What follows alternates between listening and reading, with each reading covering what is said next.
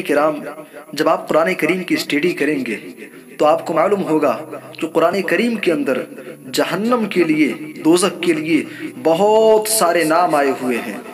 ایک مقام پہ اللہ نے فرمایا ان جہنم کانت مرصادا للطاغین مآبا، بلا شبہ جہنم گھات لگائے ہوئے ہے، جہنم گھات میں بیٹھی ہے جو سرکش قسم کے لوگوں کا ٹھکانہ ہے۔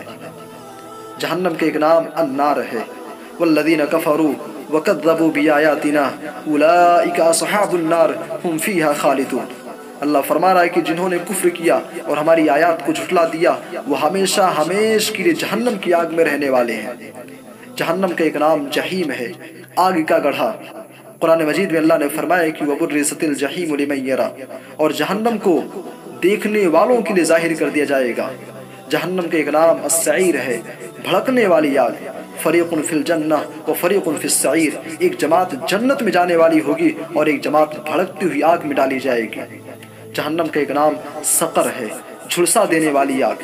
یوم یسحبون فی النار علی وجوہہم ذوقوا مس سقر، جس دن ان لوگوں کو آگ میں چہروں کے بل گھسیٹا جائے گا اور کہا جائے گا چکھو جھلسا دینے والی آگ کا عذاب۔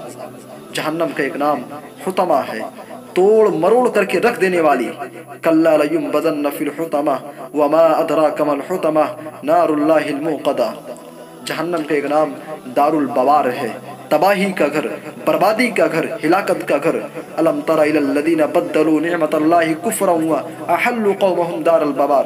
اللہ فرما رہا ہے کہ کیا آپ نے ان لوگوں کی طرف نہیں دیکھا جنہوں نے اللہ کی نعمت کو ناشکری میں بدل دیا اور اپنی قوموں کو تباہی کے گھر یعنی جہنم میں اتار دیا۔ یصلونہا وبئس القرار، جس میں وہ داخل کیے جائیں گے، بہت بری جگہ ہے۔ وبئس القرار، بہت بری جگہ ہے۔